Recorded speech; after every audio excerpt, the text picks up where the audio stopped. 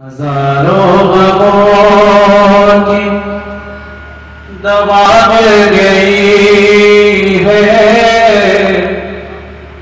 ہزاروں غموں کی دوا مل گئی ہے، ہمیں جب سے کرب و بلا مل گئی، ہمیں جب سے کرب و بلا مل گئی ہے، کہ در سیدہ سے نہ جائیں گے اٹھ کر،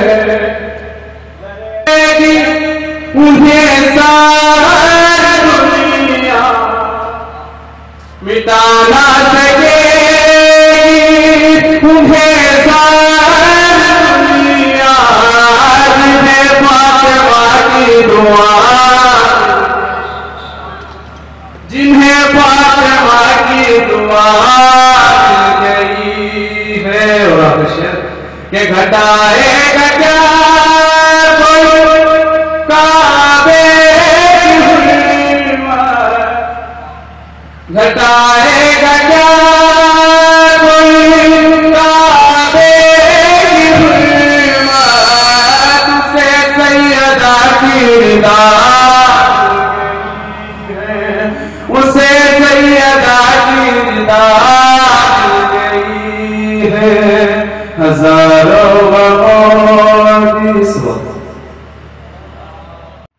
برادران عزیز،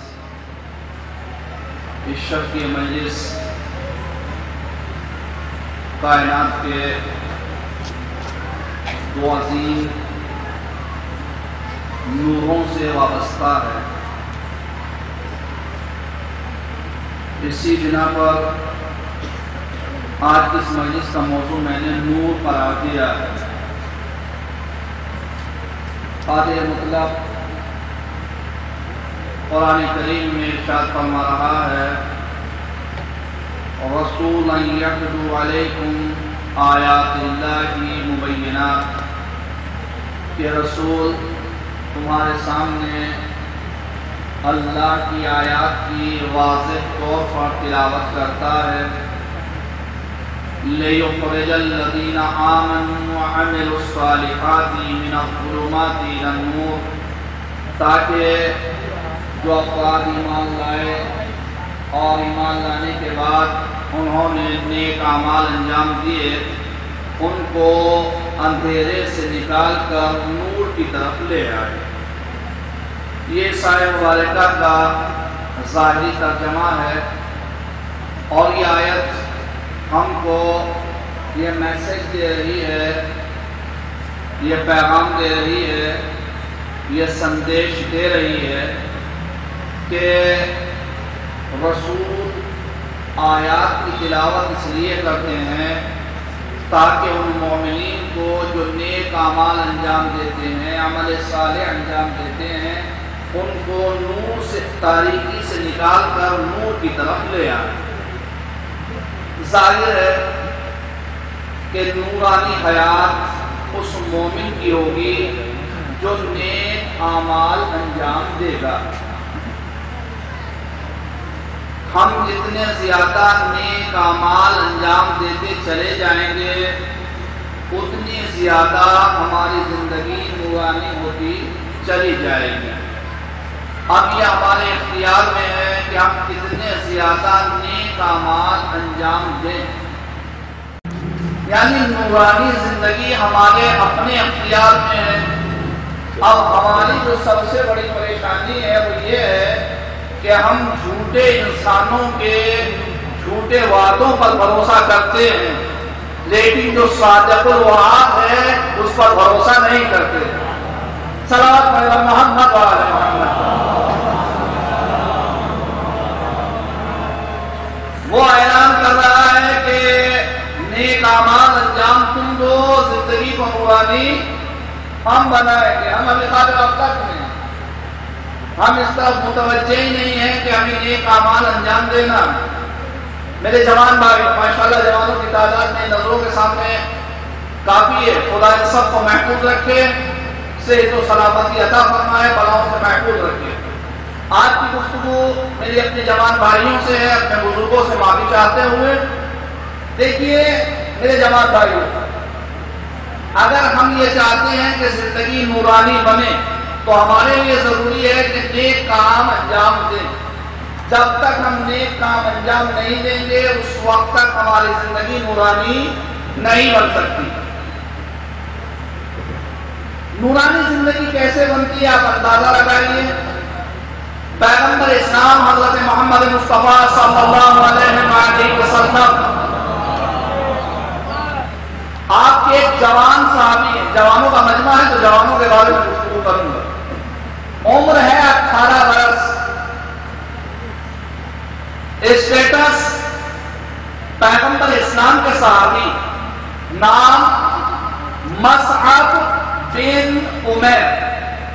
بہت سے لوگوں کا نام کیا سنا ہوگا، یہ بھی کوئی صحابی تھے۔ کیا نام ہے؟ مصعب بن عمیر۔ جب پیغمبر اسلام نے سرزمین مکہ سے اعلان نبوت فرمایا اور لوگوں کو توحید پرستی کی دعوت دی تو بہت سے لوگوں نے آپ کی دعوت پر لبیک کہا، آپ پر ایمان لائے۔ ان میں سے ایک مصعب بن عمیر بھی۔ مکے میں مسلمانوں کی تعداد بڑھنا شروع ہوئی، ساتھ ساتھ کفار مشرکین کا ظلم بڑھنا شروع ہوا۔ پیغمبر اسلام نے مسلمانوں کو حکم دیا کہ جان کا بچانا واجب ہے، یہاں سے ہجرت کر کے حبشہ چلے جاؤ۔ جناب جعفر طیار کی سرداری میں یہ قافلہ حبشہ پہنچا۔ آج کی جو کرنٹ لوکیشن ہے حبشہ، یعنی آپ کا آج کا ایتھوپیا، اس قافلے میں مصعب بن عمیر بھی موجود ہے۔ لیکن چند دن گزرے تھے ایتھوپیا میں کہ مصعب بن عمیر کی طبیعت اکتانے لگی۔ پیغمبر اسلام کی جدائی شاپ گزرنے لگی، جیسے ایک مچھلی پانی سے جدا ہو کر کے تڑپتی ہے، اس طریقے سے مصعب بن عمیر پیغمبر اسلام سے دور ہو کر کے تڑپ رہے ہیں۔ خدا کی قسم اس شان کا صحابی ہو تو اس کو رضی اللہ کہنے کو دل چاہتا ہے۔ بھئی جتنے بھی صحابی ہیں سب ہمارے سروں کے تاج ہیں، جتنے بھی صحابی ہیں سب ہمارے سروں کے تاج ہیں، لیکن شرط یہ ہے کہ وہ ذات محمد سے وفادار ہو۔ اگر ذات محمد سے وفادار ہے تو ہمارے سروں کے تاج ہیں۔ صحابی کا احترام واجب ہے، تمام اصحاب کا احترام واجب ہے۔ اصحاب نے بڑی قربانیاں دی، جان دی، مال دیا، خون دیا، وطن کو چھوڑا، ساری مصیبتیں برداشت کی اصحاب نے، تو ان کا احترام ہونا چاہیے کہ نہیں؟ کا احترام واجب ہے۔ ایک جہاں مریض پڑھ رہا تھا اسی طریقے سے، مریض میں ایک جوان اٹھا اٹھ کے کہنے کا بیولا، آپ کہہ رہے ہیں کہ اصحاب باوفات تھے، اصحاب نے جان دی ہے، خون دیا ہے، مال دیا ہے، وطن چھوڑا ہے، مصیبتیں برداشت کی ہیں پیغمبر اسلام کے لیے۔ میں نے کہا بالکل صحیح ہے۔ کہا ہمیں تو تاریخ یہ بتاتی ہے کہ جب میدان جنگ میں پہنچے تھے تو رسول کو تنہا چھوڑ کر کے بھاگ جایا کرتے تھے۔ میں نے کہا نہیں، کنفیوژن ہو رہا ہے تمہارے سمجھنے میں اور میرے سمجھانے میں۔ کہا کیا مطلب؟ کہا میں اصحاب کی بات کر رہا ہوں، تم منافقین کی بات کر رہے ہو۔ کوئی صحابی رسول کو میدان میں چھوڑ کر بھاگا نہیں، کوئی منافق رسول کو بچانے کے لیے میدان میں رکا نہیں۔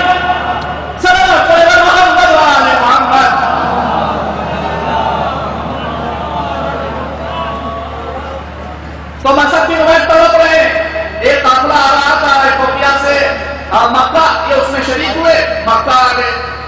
شام کا وقت پیغمبر اسلام کی بس میں پہنچے، پیغمبر اسلام نے مصعب کو دیکھا، مصعب تم یہاں؟ کہا اللہ کے رسول واپس آ گیا۔ کہا وجہ؟ کہا اللہ کے رسول آپ کے بغیر زندہ رہنے کا مزہ نہیں، آپ کے قدموں میں رہنا چاہتا ہوں۔ اب یہ پیغمبر اسلام کی بس میں ہے، پیغمبر اسلام سے دین سیکھ رہے ہیں، اسلام سیکھ رہے ہیں، اخلاق سیکھ رہے ہیں، قرآن سیکھ رہے ہیں، تفسیر سیکھ رہے ہیں، سب کچھ سیکھ رہے ہیں۔ پیغمبر اسلام کی آواز مکے سے مدینے تک پہنچی، مدینے کے لوگوں کے کانوں میں جب پہنچی اسلام کی آواز، کچھ لوگ ایمان لے آئے، حج کا زمانہ آیا، یہ مکہ آئے، پیغمبر اسلام کے پاس پہنچے ملنے کے لیے۔ اللہ کے رسول، ہم تک آپ کا پیغام پہنچا، ہم نے بت پرستی سے توبہ کی، ہم بھیا یہ دوست مجھے سدھر نہیں کرو، خاموش ہو کے بیٹھے، سبب پڑھ محمد والے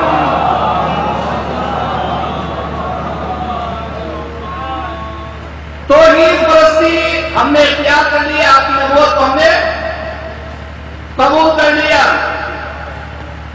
ٹھیک ہے، کہا اللہ کے رسول ایک کام کیجئے، کہا کیا؟ کہا کہ آپ کسی کو مبلغ اسلام بنا کر کے مدینہ بھیج دیجئے تاکہ وہ ہمیں اسلام سکھا سکے۔ اب غور کریں میرے جوان بھائی، پیغمبر اسلام کی بزم میں جو بھی اصحاب وہاں پر موجود تھے سب پیغمبر اسلام کے سامنے بیٹھے ہوئے ہیں۔ پیغمبر اسلام نے ایک مرتبہ اپنی بزم پر نظر ڈالی، ادھر سے دیکھنا شروع کیا، ادھر تک آ گئے، پھر ادھر سے دیکھنا شروع کیا، نظریں جا کر دل کی پیچھے بیٹھے ہوئے 18 سالہ جوان مصحف کے نمایاں کے چہرے پر، اور پیغمبر اسلام نے فرمایا مصحف آج سے مدینے میں مبلغ اسلام تم ہو، جاؤ جا کر کے اپنے سفر کی آمادگی کرو۔ اچھا ایک بات غور سے آپ سن رہے ہیں تو غور سے سمجھ لیجیے، پیغمبر اسلام کی بزم میں بڑے بڑے مشرک لوگ ہیں، بڑے بڑے بزرگ لوگ ہیں، بڑے بڑے رسیدہ افراد ہیں۔ پیغمبر اسلام نے کسی کو لفٹ نہیں دی مبلغ اسلام بنانے کے لیے۔ اسلام کی ذمہ داری کس کے سپرد کی؟ ایک جوان کے سپرد، 18 سالہ جوان۔ اچھا بزرگ صحابہ میں سے کسی نے کھڑے ہو کر کے اعتراض بھی نہیں کیا کہ اللہ کے رسول آپ یہ کیا کر رہے ہیں، ایک جوان کو دین کا ذمہ دار بنا کر کے بھیج رہے ہیں۔ اس کا مطلب یہ کہ وہ جتنے بھی بزرگ صحابی تھے وہ بھی اچھی طریقے سے جانتے تھے کہ عمر کا زیادہ ہونا الگ بات ہے، صلاحیت کا ہونا الگ بات ہے، جانتے تھے، ہونا اعتراض کرتے۔ اچھا پیغمبر اسلام نے اپنی زندگی میں ایک اہم فیصلہ کر دیا، اور وہ فیصلہ یہ کہ کسی بھی منصب کے لیے عمر شرط نہیں ہے، نہ میری زندگی میں نہ میرے بعد، بلکہ منصب حاصل کرنے کے لیے صلاحیت شرط ہے۔ میری زندگی میں بھی منصب اس کو ملے گا جو وہ صلاحیت ہوگا، میرے بعد بھی منصب اسی کو ملے گا جس میں صلاحیت موجود ہوگی۔ ایک صلی اللہ علیہ وسلم محمد وآلہ محمد۔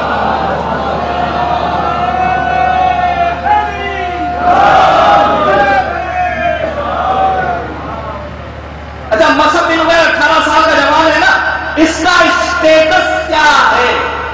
سوال یہ، اس کا اسٹیٹس کیا ہے؟ کیا کوالٹی پائی جاتی تھی مصعب بن عمیر میں کہ 18 سالہ جوان کو پیغمبر اسلام نے مبلغ اسلام بنا کر کے مدینے بھیج دیا؟ کہ ان کی سب سے بڑی کوالٹی یہ تھی، سنے میرے جوان بہت، اس وقت تک جتنا قرآن کریم نازل ہوا تھا وہ سب مصعب بن عمیر کو حفظ تھا۔ سب سے بڑی کوالٹی یہ تھی، یہ 18 سالہ جوان اس وقت تک جتنا بھی قرآن نازل ہو چکا تھا وہ سب مصعب بن عمیر کو حفظ تھا۔ میرے دوستوں، میرے جوان بھائیوں، میرے بزرگوں، حفظ قرآن کی طرف توجہ دیجیے، یہ ہمارا بہت بڑا ورثہ ہے، یہ ادھر کا ورثہ نہیں ہے، یہ ادھر کا ورثہ ہے۔ ایک راز کی بات بتاؤں میں آپ کو، اب آپ مسکرا رہے ہیں، راز کی بات اور مائکرو فون پر، لیکن سن لیجیے، خلفائے راشدین کتنے ہیں؟ 4۔ ایمانداری سے مجھے بتائیے، اور میں کرام تشریف فرما صاحبان علم میرے سامنے موجود ہیں، ان چاروں خلیفاؤں میں حافظ حافظ کل قرآن کون ہے؟ کیجیے وہ بھائی 4 خلیفہ ہیں جنہیں ہم خلفائے راشدین کہتے ہیں، ان چاروں میں حافظ کل قرآن کون ہے؟ کیا پہلے خلیفہ حافظ کل قرآن تھے؟ کہا نہیں، زندگی پر سورہ بقرہ یاد نہیں ہوئی۔ اچھا کیا دوسرے خلیفہ حافظ کل قرآن تھے؟ کہا نہیں۔ اچھا تیسرے کیا یہ حافظ کل قرآن تھے؟ کا معاملہ اختلافی ہے، یہ بھی حافظ کل قرآن نہیں تھے۔ حافظ کل قرآن کون تھے؟ اب آپ بولیں گے تو مجھے لطف آئے گا، زور سے بولیے گا۔ حضرت علی علیہ السلام حافظ کل قرآن تھے، یہ تینوں حافظ کل قرآن نہیں تھے۔ تو عزیزوں فیصلہ کر کے بتائیے گردنیں اٹھا کر کے کہ حفظ قرآن کس کی سیرت ہے؟ بھائی حفظ قرآن کس کی سیرت ہے؟ علی ابن ابی طالب علیہ السلام کی، اور قرآن کو حفظ نہ کرنا کس کی سیرت ہے؟ بھائی غور کیجیے، ان تینوں کی توضیح کو اگر ہم حفظ قرآن کریں گے تو کس کی سیرت پر عمل ہوگا، اور اگر حفظ قرآن نہیں کر رہے ہیں تو کس کی سیرت پر چل رہے ہیں؟ صلی اللہ علیہ محمد وآل محمد۔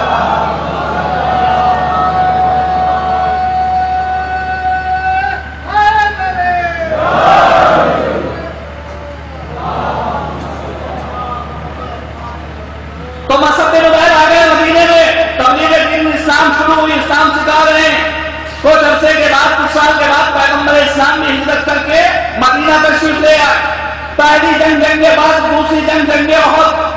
جنگ احد میں مصعب بن عمیر شہید ہو گئے۔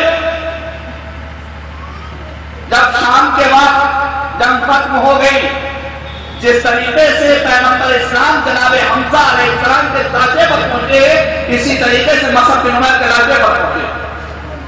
اور کوالٹی دیکھیے مصعب بن عمیر کی، پیغمبر اسلام نے مصعب بن عمیر کے سر کو اٹھایا، اپنے زانوں پر رکھا، اور زانوں پر رکھنے کے بعد فرمایا ھذا عبد نفر اللہ قلبہ، یہ بندہ وہ ہے جس کے قلب کو اللہ نے نورانی بنا دیا۔ میرے دوستوں، میرے بھائیوں، یہ مصعب بن عمیر سید نہیں تھا، بنی ہاشم سے نہیں تھا، رسول کا رشتہ دار نہیں تھا، لیکن نیک اعمال انجام دیے تو اللہ نے اس کے قلب کو نورانی بنا دیا۔ تو جو بھی نیک اعمال انجام دے گا اللہ اس کے قلب کو نورانی بنا دے گا۔ کیسا نورانی بناتا ہے؟ ایک اور جواب پیش کرتا ہوں۔ پیغمبر اسلام کی مدنی زندگی، صبح کی نماز تمام ہوئی، پیغمبر اسلام ممبر پر تشریف لائے، آپ نے خطبہ ارشاد فرمایا، آپ خطبہ دے رہے تھے، سب لوگ غور سے سن رہے تھے، جیسے الحمدللہ آپ سماعت فرما رہے ہیں، لیکن ابھی تھوڑی دیر گزری تھی کہ آپ کے جوان صحابی تھے حارث بن مالک بن نعمان انصاری، پھر ریپیٹ کرتا ہوں تاکہ یاد ہو جائے گا، حارث بن مالک بن نعمان انصاری، یہ بھی سن رہے تھے۔ پیغمبر اسلام کی نظر پڑی کہ یہ عمر ہے، جھپکی لی۔ اب اگر کوئی مومن مجلس میں جھپکی لے لے تو کوئی عیب نہیں ہے، بزرگوں کی سیرت ہے۔ صحابہ پیغمبر اسلام کی بز میں آپ کے خطبے کو سنتے سنتے سو جاتے تھے۔ ایک مرتبہ پیغمبر اسلام نے غور کیا، دوسری مرتبہ جھپکی لی، پیغمبر اسلام نے فرمایا حارث۔ اچھا اگر کوئی خطیب منبر سے کسی سوتے ہوئے کا نام لے لے، مجلس پڑھتے ہوئے اس کی کیفیت کیا ہوتی ہے؟ چونک جاتے ہیں نا فوراً۔ وہاں بھی یہی وجہ سے کہا حارث، حارث ایک دم کھڑے ہو گئے، جی اللہ کے رسول کیا بات ہے؟ کا منزل یقین میں ہوں، کہاں سر یقین کی حقیقت ہوتی ہے، تیرے یقین کی حقیقت کیا ہے؟ کہا اللہ کے رسول میرے یقین کی حقیقت یہ ہے کہ دن میں کھانے نہیں دیتا، رات میں سونے نہیں دیتا، پورے دن روزے سے رہتا ہوں، رات میں جا کر عبادت کرتا ہوں، اس لیے وہ کہا اللہ کے رسول میرے یقین کی حقیقت یہ ہے اس منزل پر پہنچ چکا ہوں، گویا اپنی آنکھوں سے دیکھ رہا ہوں کہ عرش الہیت و انصاف کے لیے قائم ہو چکا ہے۔ ایک طرف جنتی لوگ ہیں جو جنت میں بیٹھے ہوئے جنت کی نعمتوں سے بہرہ مند ہو رہے ہیں، ایک طرف جنت جہنمی لوگ ہیں ان کی آہو ہوا کو اپنے کانوں سے سن رہا ہوں۔ پیغمبر اسلام نے یہ نہیں کہا کہ جھوٹ بول رہا ہے، پیغمبر اسلام نے یہ نہیں فرمایا کہ اس کو ہوشیار ہو گیا، پیغمبر اسلام نے یہ نہیں فرمایا کہ نیند میں بول رہا ہے، بلکہ پیغمبر اسلام نے سننے کے بعد اس کی تصدیق کی، فرمایا ھذا رجل نور اللہ قلبہ، یہ مرد خدا وہ ہے جس کے دل کو اللہ نے نورانی بنا دیا ہے۔ میرے تمام بھائیو سنیے گا، دیکھیے میں سمجھتا ہوں کہ جتنے افراد کو آنا تھا وہ افراد تمام تشریف لا چکے، اب آگے گنجائش نہیں ہے، لہٰذا یہاں سے مجلس سماعت فرمانے میں بھی تمہید کی منزل تمام کر چکا۔ صلی اللہ علیہ وسلم محمد وعلیہ محمد۔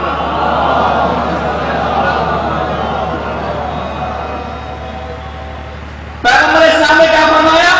ھذا رجل نور اللہ قلبہ، یہ مرد مومن وہ ہے جس کے قلب کو اللہ نے نورانی بنا دیا، جس کی تصدیق پیغمبر اسلام فرماتے اس کی نورانیت کی کیفیت کیا ہوگی؟ کیا کہا اس نے؟ کوئی اپنی آنکھوں سے دیکھ رہا ہوں، ایک طرف جنتی لوگ ہیں جو جنت کی نعمتوں سے فائدہ اٹھا رہے ہیں، دوسری طرف جہنمی لوگ ہیں جن کی درد و غم کی آوازوں کو اپنے کانوں سے سن رہا ہوں۔ دوستو، اگر ایک بندہ مومن نیک اعمال انجام دیتا ہے، عمل صالح انجام دیتا ہے، تو اس کی کیفیت یہ ہو جاتی ہے کہ قلب نورانی ہو جاتا ہے، اور جب دل نورانی ہو جاتا ہے تو اس زمین پر بیٹھ کر دیکھ لیتا ہے جنتی کون ہے، جہنمی کون ہے۔ میں کہوں گا اے حارث بڑا احسان ہوگا، ہماری مشکل کو آسان کر دے، ذرا اس وجہ رسالت پر بھی نظر ڈال کے ہمیں بتا دے کون ادھر والا ہے کون ادھر والا ہے۔ حارث دل نورانی ہو گیا، کیفیت کیا ہے؟ زمین پر بیٹھ کر زندگی میں دیکھ رہا ہے کون جنتی ہے کون جہنمی ہے۔ اچھا مزے کی بات یہ ہے کہ اس حدیث کو دونوں فرقوں نے اپنے اپنے یہاں نقل کیا، اہل سنت نے بھی نقل فرمایا ہے اور شیعہ علماء نے بھی اپنے یہاں نقل فرمایا ہے، اور دونوں نے اس حدیث کا نام رکھا حدیث حقیقت، دونوں میں یہاں ملتی ہے حدیث حقیقت، میرے یقین کی حقیقت یہ۔ اچھا میرے دوستو، دل نورانی ہوا، اس دنیا میں رہ کر دیکھ رہا جنتی کون ہے جہنمی کون ہے، تو اگر نیک اعمال انجام دے گا انسان تو دل نورانی ہوگا، اور جب دل نورانی ہو جائے گا پھر کیفیت یہ پیدا ہوگی انسان کے چہرے کو دیکھے گا سمجھ جائے گا یہ جنتی ہے یا جہنمی ہے۔ لیکن دوستو ایک بات کو یاد رکھیے گا، اگر آپ عمل صالح انجام دے اور آپ کا دل نورانی ہو جائے اور آپ کے اندر یہ کیفیت طاری ہو جائے، یہ کیفیت پیدا ہو جائے، آپ کے نفس کو یہ کیفیت حاصل ہو جائے کہ آپ دیکھ سکے کہ جنتی کون ہے جہنمی کون ہے، تو کبھی گھمنڈ نہ کرنا، چونکہ جس کا دل نورانی ہوتا ہے وہ یہ تو دیکھ سکتا ہے کہ جنتی کون ہے جہنمی کون ہے، اس سے آگے نہیں بڑھ سکتا۔ لیکن کچھ شخصیتیں ایسی بھی ہے کہ جن کا صرف دل نہیں پورا وجود نورانی ہے، اور جن کا پورا وجود نورانی ہوتا ہے ان کی کیفیت یہ ہوتی ہے کہ کوئی قسیم النار الجنہ ہوتا ہے، کوئی سیدہ شباب اہل الجنہ ہوتا ہے۔ کیوں؟ ان کا پورا وجود نورانی ہے، نہیں فرق نمایاں ہے۔ جس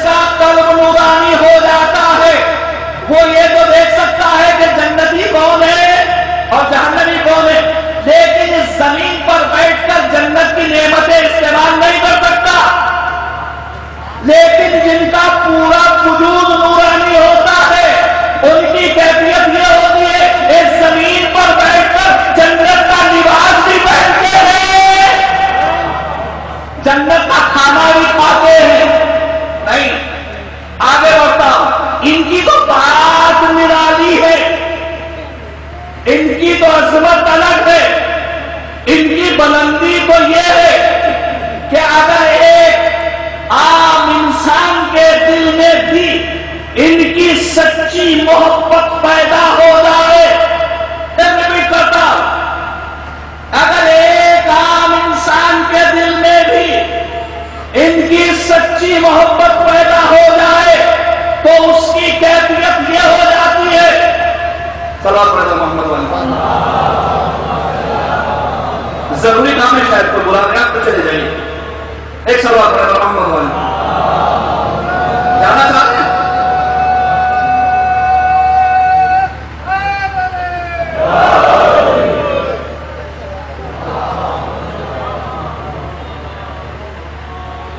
ایک اور صلوات بابا سے بولو.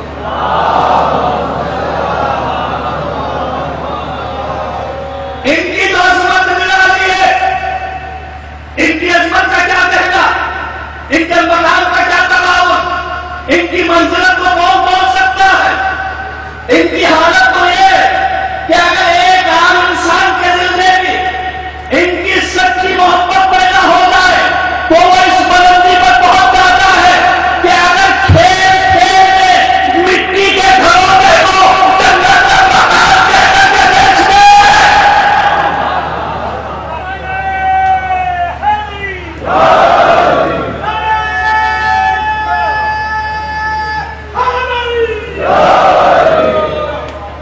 تو اللہ اس کی عزت رکھ لیتا ہے. ہمارے سامنے نیک اعمال، میرے جوان بھائیوں، نیک اعمال انجام دو. خدا کا شکر دے دو کہ نور ایمان ہمارے سینے میں موجود ہے. ہمیں صرف جس چیز کی ضرورت ہے وہ نیک اعمال ہے.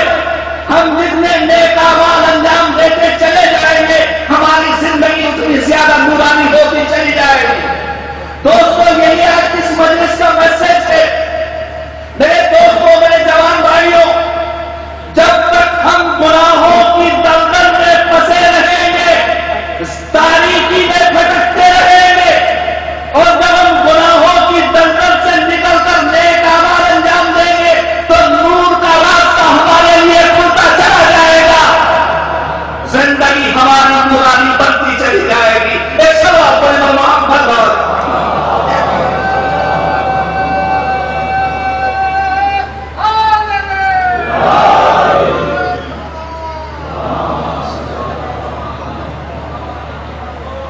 اچھا، نورانی زندگی کتنی بنے گی؟ جتنے ہمارے پاس نیک اعمال ہوں گے.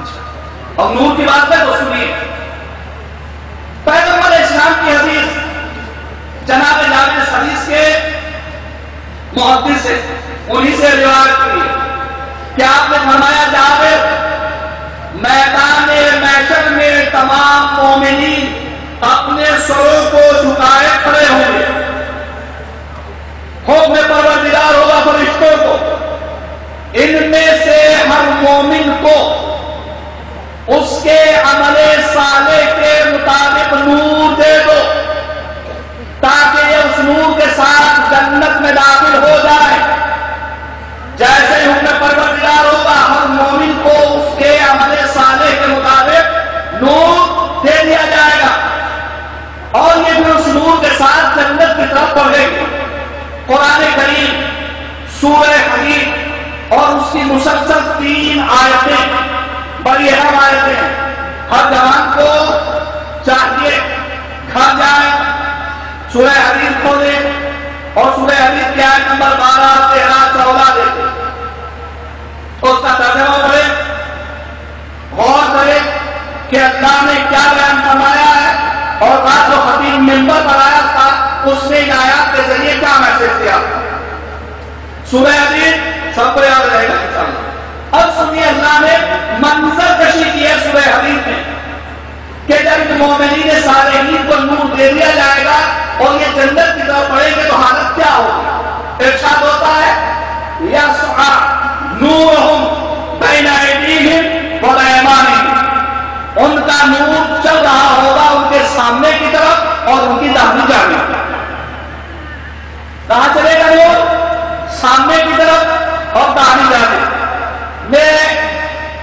ایک ٹیچر والا ذہن رکھتا ہوں، وہی فکر ہے. میرے ذہن میں یہ آیت پڑھنے کے بعد ایک سوال پیدا ہوا کہ نور سامنے کی طرف اور داہنی جانبی کیوں ہوگا، بائیں طرف کیوں نہیں ہوگا، پیچھے کی طرف کیوں نہیں ہوگا. میں نے اس سوال کے جواب کو حاصل کرنے کے لیے تفاسیر کو دیکھنا شروع کیا کہ کہیں کوئی سوال، اس سوال کا جواب مجھے ملے، کہیں کسی مفسر نے کوئی نظریہ پیش کیا.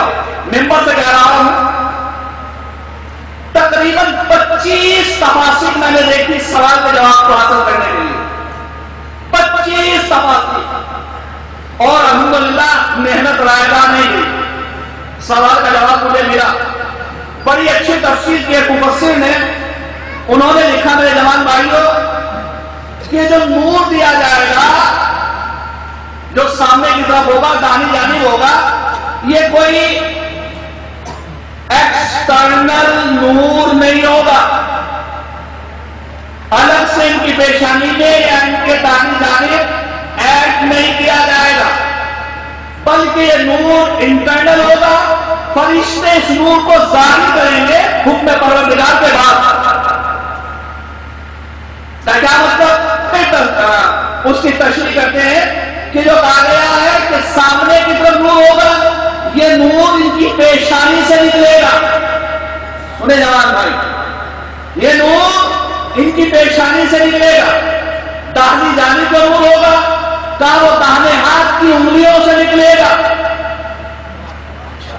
تو سامنے پیشانی سے نور نکلے گا، داہنے ہاتھ کی انگلیوں سے نور نکلے گا. لیکن میرے سوال کا جواب ابھی نہیں ملا مجھے کہ داہنی جانب اور سامنے کی طرف نور کیوں ہوگا. یہ بات تو ملی ابھی تک کہ سامنے کی جانب نور ہوگا تو ماتھے سے نکلے گا، داہنے ہاتھ کی انگلیوں سے نکلے گا. لیکن کیوں نکلے گا یہ نور، داہنی جانب کیوں ہوگا اور سامنے کی طرف کیوں ہوگا؟ پھر اس کا جواب انہوں نے بہت اچھی تفسیر کرتے ہوئے دیا. وہ لکھتے ہیں کہ پیشانی سے نور اس لیے نکلے گا روزے رہ کر کہ اپنی دنیاوی زندگی میں یہ اس پیشانی کو اپنے معبود کی بارگاہ میں سجدے میں رکھتے تھے. اور جو دوسرا جواب دیا اس سے آپ کی طبیعت شاد ہو جائے گی سن کر کے کہ داہنے ہاتھ، نہیں مانیں گے جہاں پہنچ رہے ہیں، داہنے ہاتھ کی انگلیوں سے نور اس لیے نکلے گا چونکہ نماز کے بعد داہنے ہاتھ سے تسبیح جہرا پڑھتے تھے. تو اس کا مطلب یہ کہ سجدہ بھی عمل صالح ہے، تسبیح جہرا بھی عمل صالح ہے. میرے دوستو، جب بھی نماز پڑھیے گا تسبیح ضرور پڑھیے گا.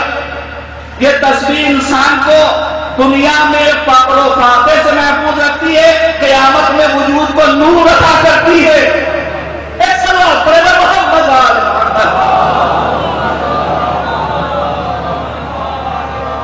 اچھا مومنین اس نور کے ساتھ آگے بڑھ رہے ہیں، ہوگا کیا؟ قرآن نقل کرتا ہے. آگے فرشتے بولیں گے بشراکم اليوم جنات تجری من تحتها الانہار خالدین فیہا.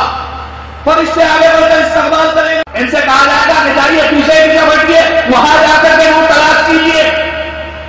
اب یہاں تھوڑا سا جو مفسرین نے تفسیر کی ہے وہ اور جو اردو ترجمہ کیا ہے اس میں تھوڑا اختلاف. میں نے یہ قرآن کریم دیکھے اردو کے ترجمے کے، انہوں نے لکھا ہے کہ دنیا میں واپس جائیے، وہاں جا کر کے نور تلاش کیجیے. لیکن یہ ترجمہ فٹ نہیں آتا. وجہ یہ ہے کہ بات ہو رہی ہے میدان محشر میں، اس وقت دنیا باقی نہیں ہوگی، پہلے ہی فنا ہو چکی ہوگی. تو مفہوم یہ نہیں ہے کہ دنیا میں واپس جائیے وہاں جا کر نور لیجیے، بلکہ تفسیر کے مطابق منظر یہ ہے کہ وہ آ کر کے راستے میں کھڑے ہوں گے، تھوڑا نور دے دیجیے تو کہیں گے جائیے پیچھے کی طرف جائیے، وہاں جا کر کے نور تلاش کیجیے. مطلب یہ کہ راستہ چھوڑیے، پیچھے ہٹیے، ہمیں جانے دیجیے، پیچھے ہٹیے. اچھا لیکن یہ جانے والے کہاں؟ انہوں نے تو رسول کو نہیں چھوڑا، تو مومنین کو وہاں کیا چھوڑیں گے؟ جب آگے کھڑے ہو جائیں قرآن کہتا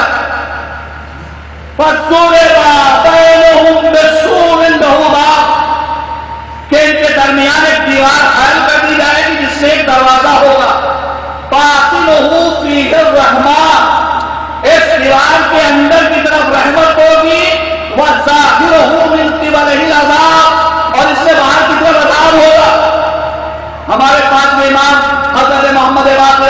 अलैहिस्सलाम से किसी ने सवाल किया, मौला जो अल्लाह ने कुरान करीम में इरशाद फरमाया है फज़ुरिबा बैनहुम बिसुरिन लहू बातिनुहु फीहि रहमा व ज़ाहिरुहु मिन क़िबलिही अज़ाब। मौला दीवार किस चीज से बनाई जाएगी मैदान महशर में? सुने मेरे जवान भाई, आपने फरमाया कि जब ये मुनाफिकीन मोमिनीन का रास्ता रोकेंगे तो अल्लाह वहां पर नूर का एक हिसाब बनाएगा। इस हिसाब के अंदर हम होंगे और हमारे चाहने वाले होंगे। हिसाब के बाद हमारे दुश्मन खड़े हुए होंगे। इस हिसाब के अंदर रहमत और नूर होगा, हिसाब से बाहर अज़ाब और तारीकी होगी। खुदा की कसम, अहले बैत कहा नूर हिसाब के अंदर, उनके चाहने वाले कहा हिसाब के अंदर, दुश्मन कहा बोलिएगा दुश्मन कहा हिसाब से बाद।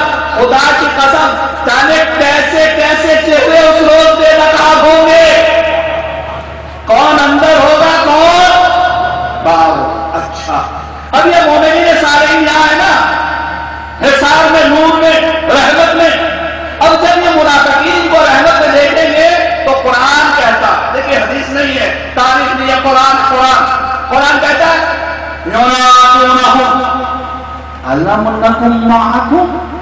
तो ये मुनाफिकीन चिल्ला करके कहेंगे क्या हम तुम्हारे साथ नहीं थे?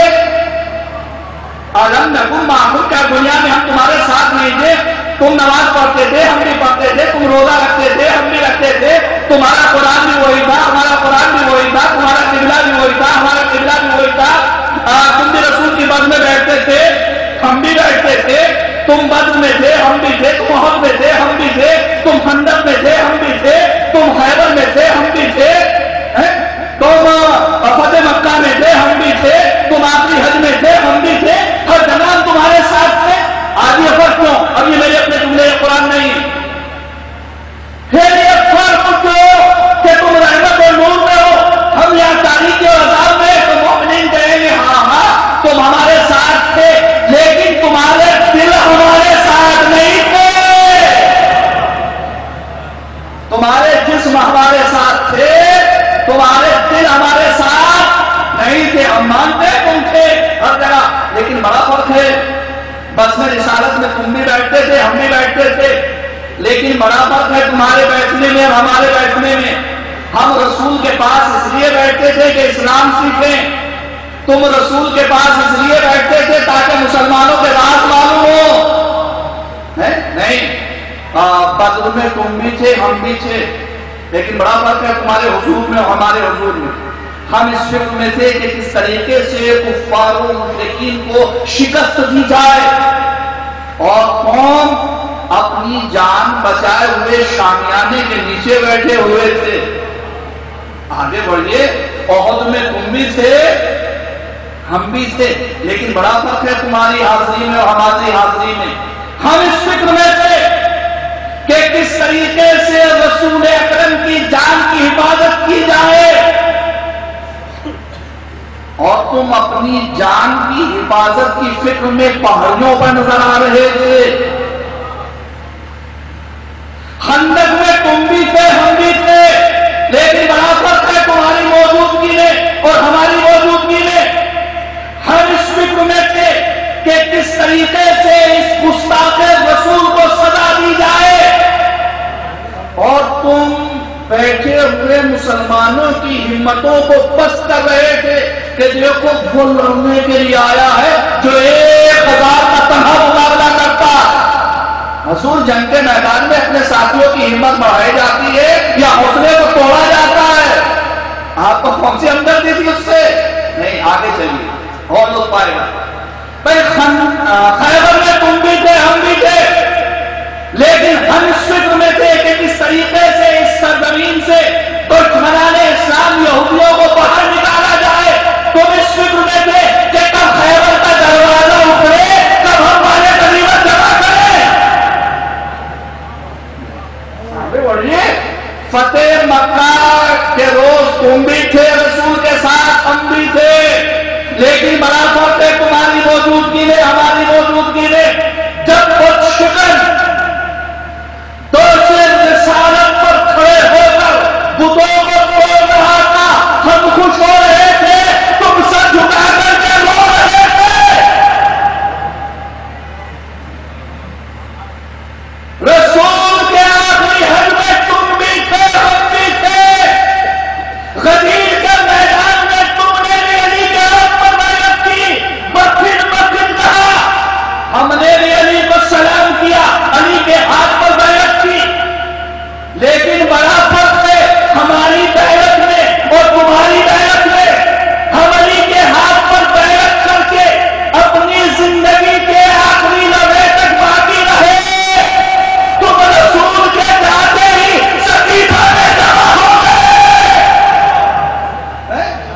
اب ہم سے پوچھتے ہو الم نکن معکم، کیا ہم تمہارے ساتھ نہیں تھے؟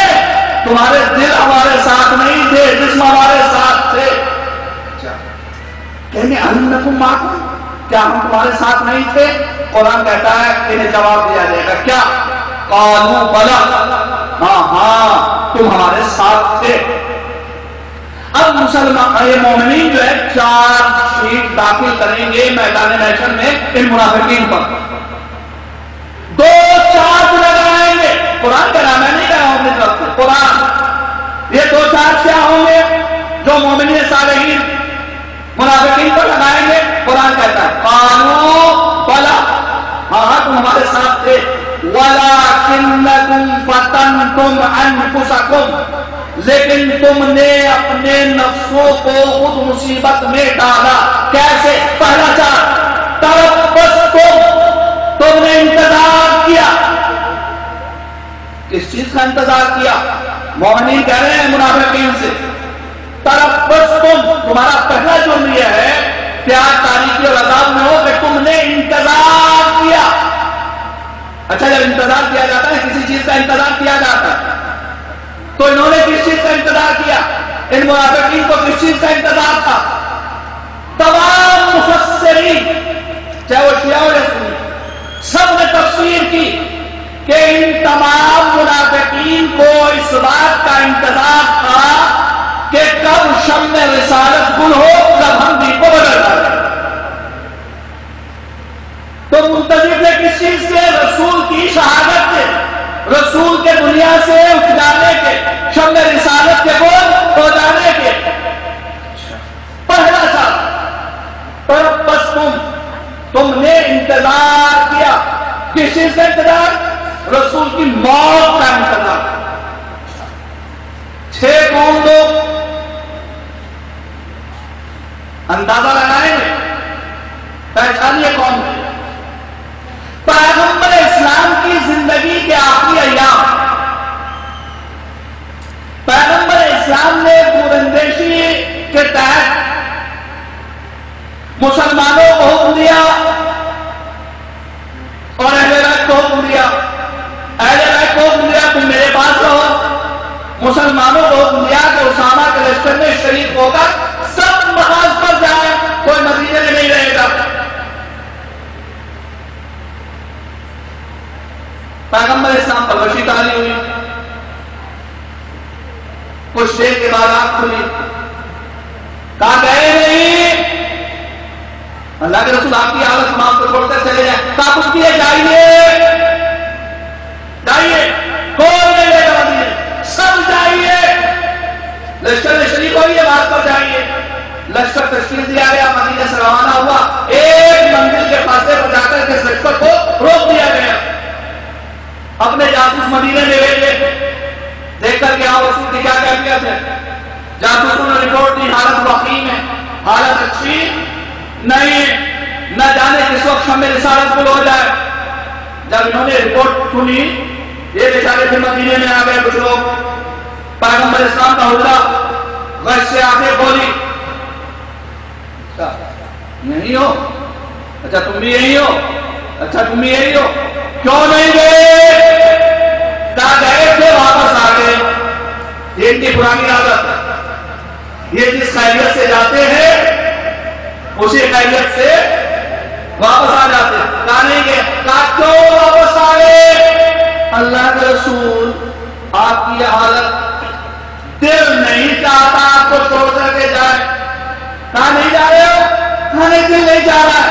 کہاں نہیں جاتے؟ کہا دل نہیں مان رہا. کہا سنو، لعن اللہ من تخلف من جیسی اسامہ، کہ اللہ کی لعنت ہو اس انسان پر جو اسامہ کے لشکر میں شریک نہ ہو، بات پر نہ جائے.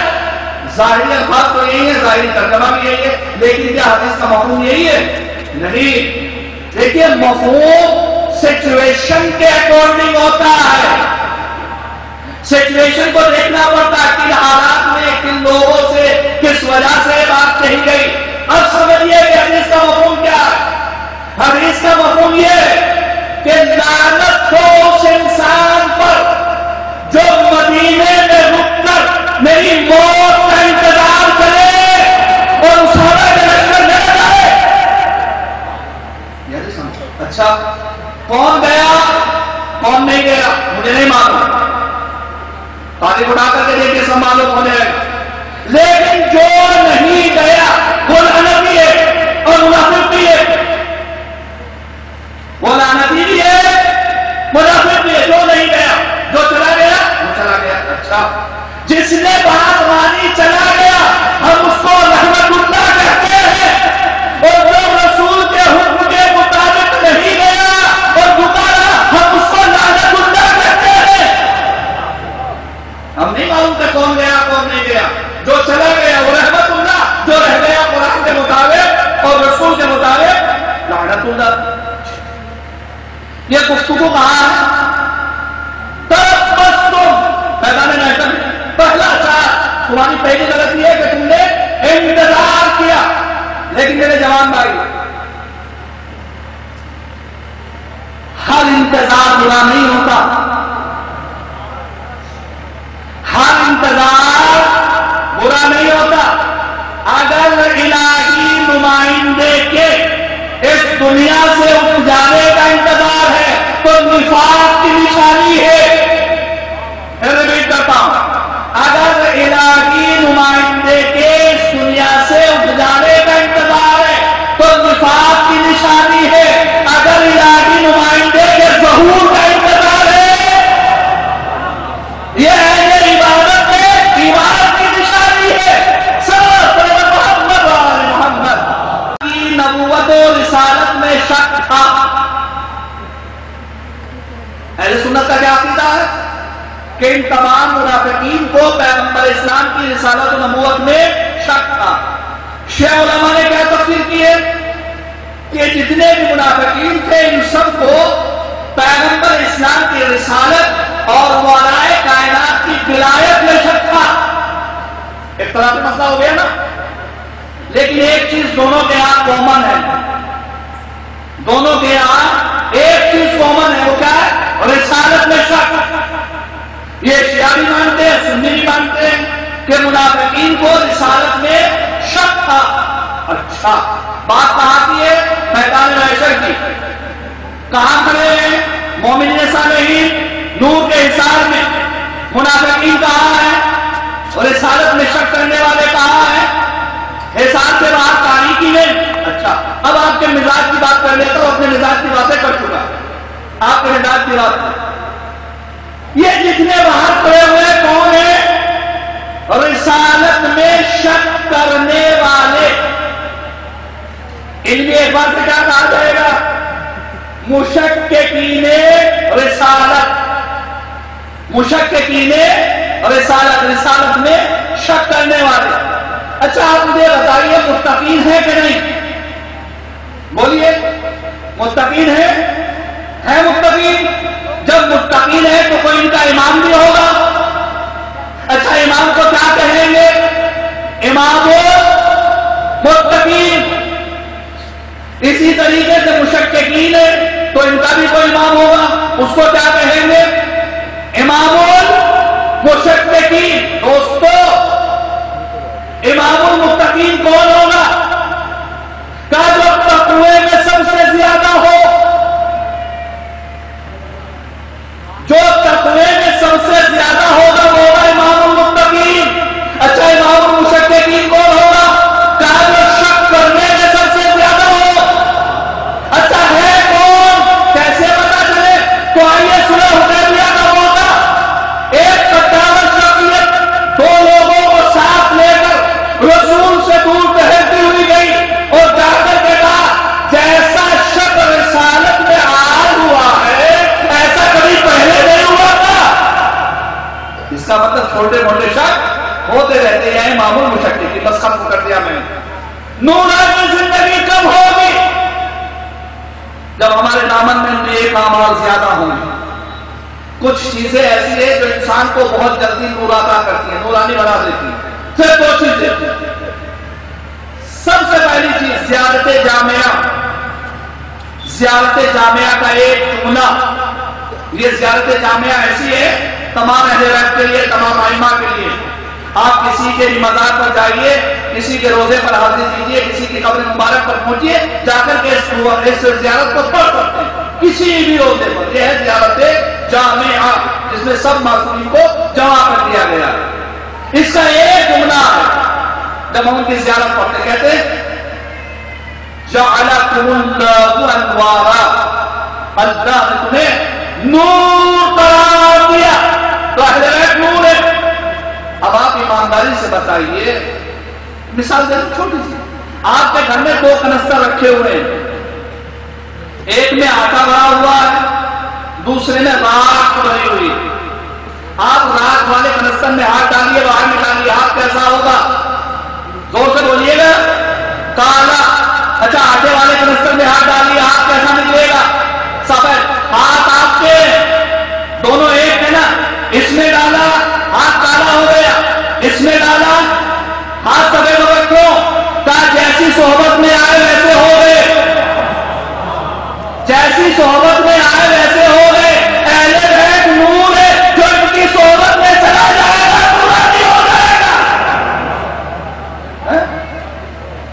اہل بیت سے متمسک ہوتے چلے جائیے، زندگی نورانی ہوتی چلی جائے گی۔ دوسری چیز، پیغمبر اسلام کی ایک حدیث، اور یہ ربط مسائل کے لیے ہے، بس فضائل کا آپ نے پوچھا، آپ نے فرمایا، سنے گئے جوان بھائی، پوری مجلس چاہے بھول جائے لیکن اس حدیث کو یاد رکھیے گا۔ آپ نے فرمایا من شہد شہادت حق لیحکیا بہا حق مسلم آتا یوم القیامہ لوجہہ نور مد البصر۔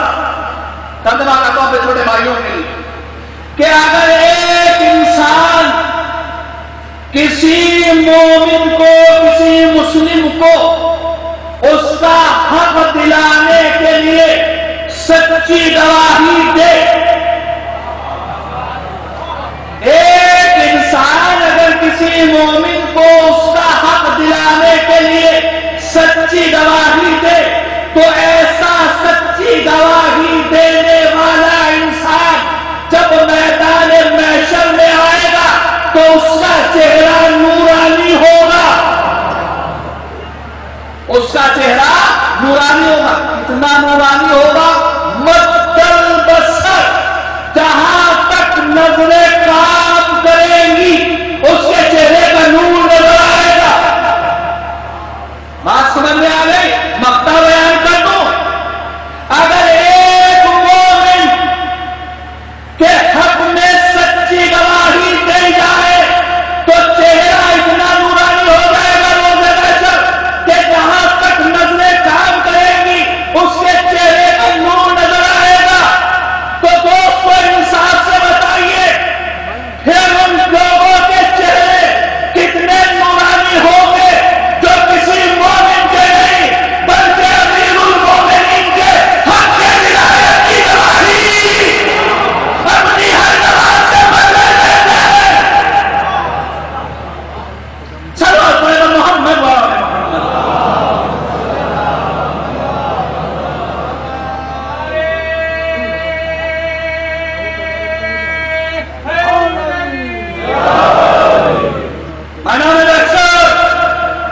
نور کا جلوہ اہل بیت کے چاہنے والے اہل بیت کے ساتھ نہیں، نور کے چاہنے والے نور کے ساتھ، خاکیوں کو چاہنے والے خاکیوں کے ساتھ، جو جیسا اس کے ساتھ۔ اہل بیت اپنے چاہنے والوں کی شفاعت کریں، لیکن یہاں کی شفاعت اللہ نے جو ان کو عطا کیا اس کے لیے انہیں کتنی قربانیاں دینی پڑی، کوئی اندازہ لگا سکتا؟ رسول اعظم کو کتنی مصیبتیں برداشت کرنا پڑی، اور ان کے بعد ان کی اولاد کو کتنی مصیبتوں کا سامنا کرنا پڑا، کوئی اندازہ لگائے۔ یہ مجلس جو منعقد کی گئی 2 معصوموں کی شہادت سے منقول، مرسل اعظم کی شہادت اور ان کے بڑے نواسے حسن سبزقبا کی شہادت۔ آپ کی آوازیں بلند ہو گئی. خدا ان آوازوں کے اوپر رحمت نازل فرمائے. آپ کی آنکھیں نم ہو گئی ہیں، خدا ان آنکھوں کو ہمیشہ روشن رکھے. مرشد اعظم کی حیات کے آخری ایام، ایک روایت کے مطابق مرشد اعظم کو بھی زہر دیا گیا. آپ بستر پر ہیں، پہلو بدل رہے ہیں، حالت بگڑتی جا رہی ہے. غشتانی ہوا، اتنے میں دونوں نواسے دوڑتے ہوئے آئے، آ کر کے نانا کے سینے سے لپٹ گئے. جزاکم ربکم خیر الجزا، خدا کوئی غم نہ دے سوائے نہ بہتے بہتے.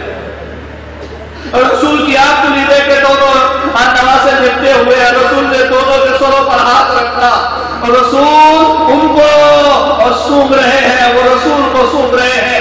علی نے آگے بڑھ کر کے دونوں شہزادوں کو جدا کرنا چاہا، لیکن رسول نے روک دیا. علی یہ ان کا آخری دیدار ہے، ان کے بعد ان کو میرا دیدار نصیب نہیں ہوگا. علی میرے بچوں کو میرے سینے سے لپٹا رہنے دو. کافی دیر تک دونوں نواسے نانا کے سینے سے لپٹے رہے. اس کے بعد رسول نے دونوں نواسوں سے کہا بیٹا جاؤ آرام کرو. علی کو قریب بلایا. علی میرے بعد مجھے غسل تم دینا، مجھے کفن تم پہنانا، میری نماز جنازہ سب سے پہلے تم پڑھ لینا. علی اپنے ہاتھوں سے مجھے قبر میں دفن دینا. ابھی گفتگو ہو رہی، اتنے نے فرمایا علی اب وہ وقت قریب پہنچ گیا جس کا اللہ نے مجھ سے وعدہ کیا ہے. علی میرے سر کو اپنی آغوش میں لے لو. علی نے سر کو آغوش میں لیا. کہا علی اوپر سے ایک کپڑا ڈال دو، تم سے وہ منظر نہ دیکھا جائے گا جب میری روح قبض ہوگی. اب یہ گفتگو ہو رہی تھی کہ اتنے میں دروازے پر ٹپ الباب ہوا. شہزادی نے فرمایا کون؟ کہا اپنے بابا سے ملاقات کے لیے آیا ہوں. کہا بابا بیمار ہے، واپس چلا جا. پھر تھوڑی دیر کے بعد ٹپ الباب ہوا. پوچھا کون؟ رسول کی رخ سے آنکھ کھلی. فاطمہ دروازے پر گئی. کہا کیا چاہتا ہے؟ کہا ایک اجنبی ہوں، رسول سے ملاقات کرنے کے لیے آیا ہوں. کہا یہ حالت اچھی نہیں ہے. اتنے میں آواز آئی فاطمہ اجازت دے دے. کہا بابا یہ کون ہے؟ کہا دیکھیے وہ ہے جسے کسی سے اجازت کی ضرورت نہیں ہے. بیٹا بڑے مضبوط ہے، یہ تیرے گھر کا شرف ہے کہ اجازت لے کر کے آئے. آغوش رسالت میں، آغوش علی میں رسالت ہے. ایک مرتبہ رسول نے پیروں کو پھیلایا، روح جنت کو برداشت کر گئی. علی نے اپنا رخسار رسول کے رخسار پر رکھ دیا. حضرت حسین نے سروں سے باتیں اتارے. فاطمہ بابا سے نمٹ گئی. اے میرے بابا دنیا میرے لیے تاریخ ہو گئی. اے بابا اب آپ کے بعد فاطمہ کس کی زیارت کرے گی؟ جزاکم ربکم خیر الجزا. اور رسول دنیا سے چلے گئے. 40 برس کے بعد پھر اسی 28 صفر کو رسول کے گھر میں سبے بات پچھی. رسول کے بڑے نواسے کے ساتھ بھی وہی ظلم ہوا اور جو رسول کے ساتھ ہوا تھا. امام حسن مجتبی روزے سے تھے. آپ کے پانی میں آپ کی زوجہ جوہدہ بنت اشد نے وہ زہر پلایا جو دربار شام سے آیا تھا. امام حسن نے افطار کے وقت جیسے ہی پانی لیا اور اس کو پیا، ایک مرتبہ آدھا پانی پیا تھا، آدھے کو زمین پر دیکھ دیا اور 14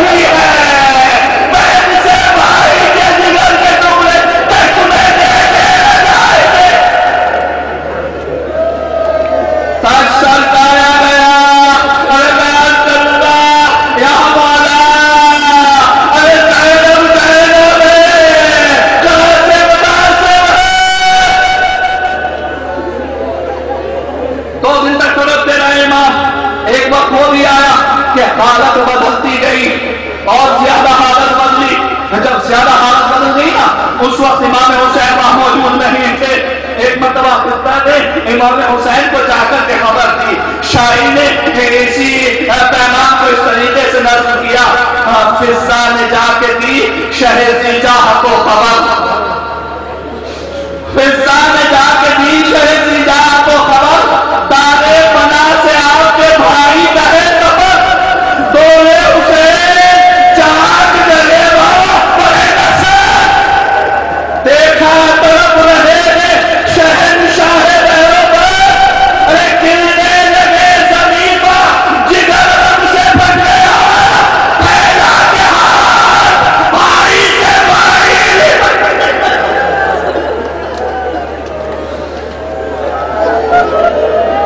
حسن نے ہاتھ پھیلائے حسین نے دونوں ہاتھ حسن کی گردن میں ڈال دیے. اے بھیا یہ آپ کی بڑی مصیبت ہے. اس کے بعد اسران امامت امام حسین کے حوالے کیے.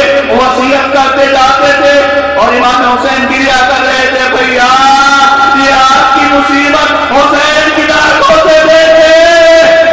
جب امام حسین کا گریا بڑھا نا تو امام حسن نے کہا بھیا میری مصیبت بہت بڑی ہے لیکن آپ کی